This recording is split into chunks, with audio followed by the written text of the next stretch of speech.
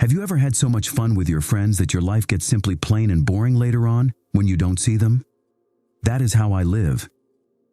Every weekend I partied with friends, and then for the next 5 days, I would be working 11 long hours on the job I hate, taking care of people I don't care about while living a life with grotesque memories. I could spend hours talking about my strict and bitter mom and my negligent dad.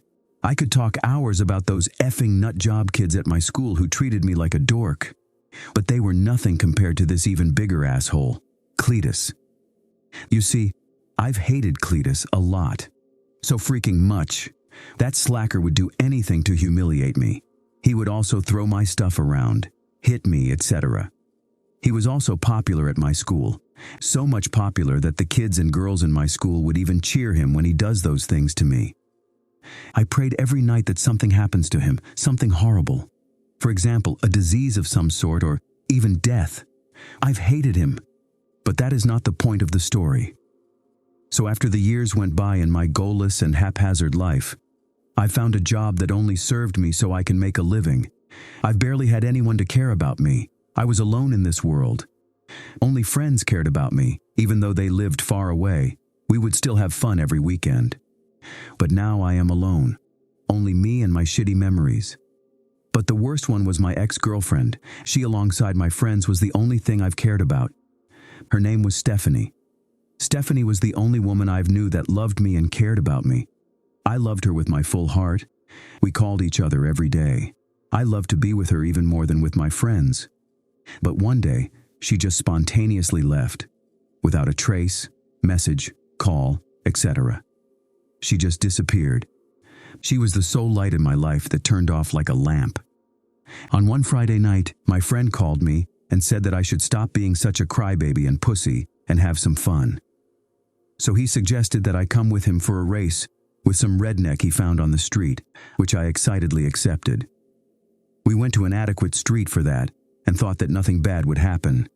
But I've made a blunder by getting drunk and high, and as we went racing, we were going 140 miles per hour, and that redneck accidentally hit us, which resulted us hitting the tree on the side in which my friend was, and that was basically the last thing I remember before waking up at the hospital.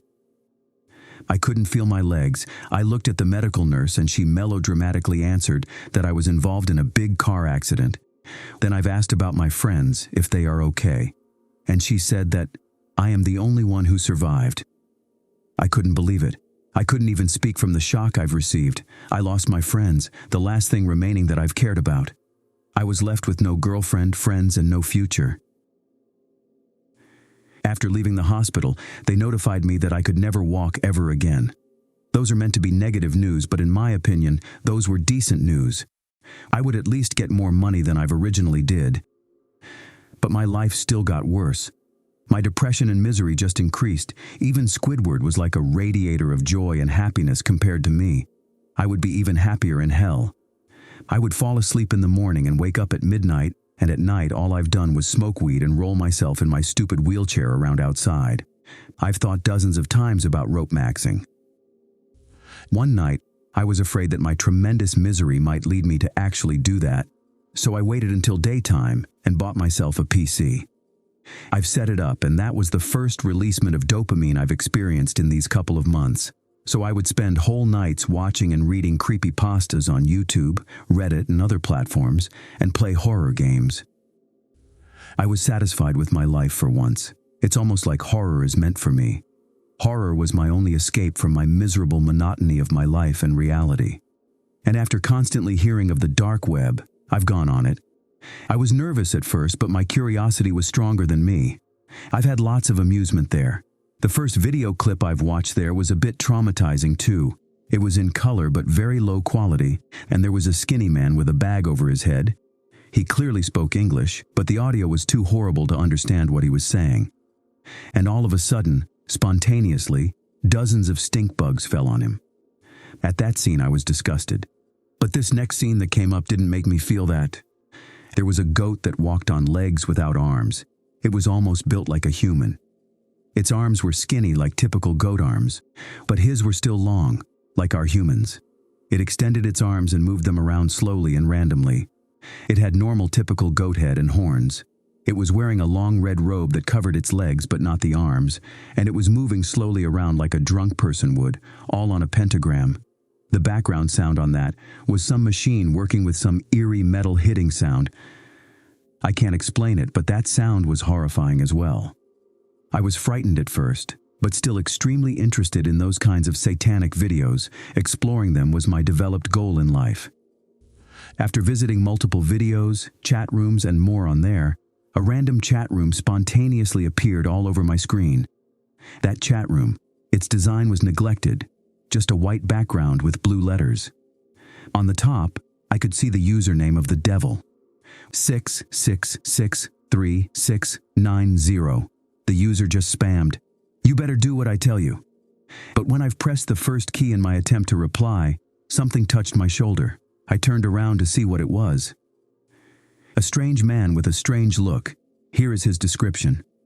Probably 6'5", bald, red skin color, shirtless but was wearing pants and a cape, hooves instead of feet, muscular normal goat horns and also goat beard, human facial features and had that pointy tail.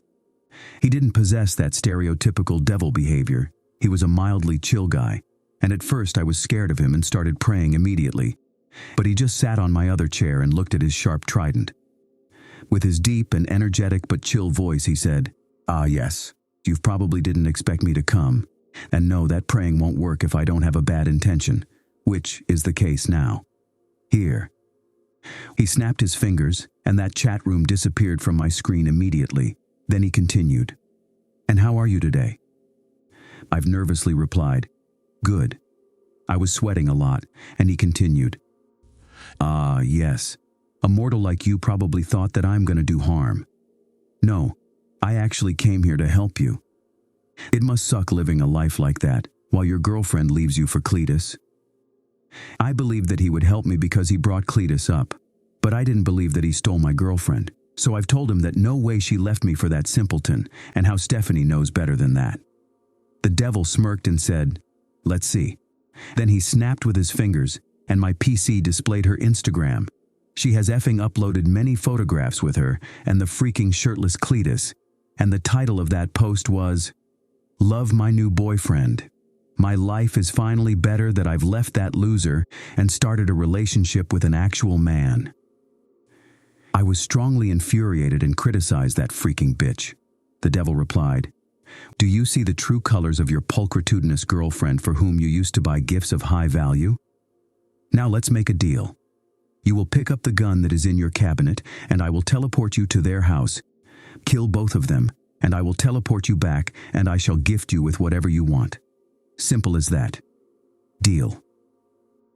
I've refused and said that killing is way too much for me, but he replied, "What a mortal coward you are. You will seriously refuse to kill that whore that was a two-timer for someone despite lying how she loved you, and that is now with that asshole that worsened your childhood."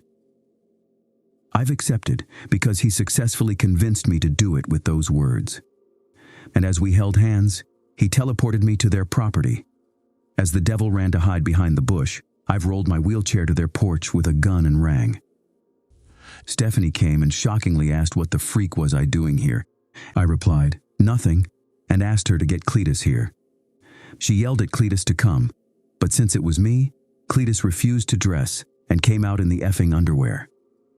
They were shocked and frightened to see me pointing the gun at them, but I simply just from the bottom of my heart couldn't do it and dropped the gun. As Cletus asked, "What the freak am I doing here?" the devil jumped from the bush. He had a giant disappointment on his face. He picked up the gun and shot both of them and just teleported away. Luckily, it was midnight, so I've rolled with my wheelchair as fast as possible to the nearest bus station and went back to my home. And here I am, right now, writing this extreme story of mine for the internet.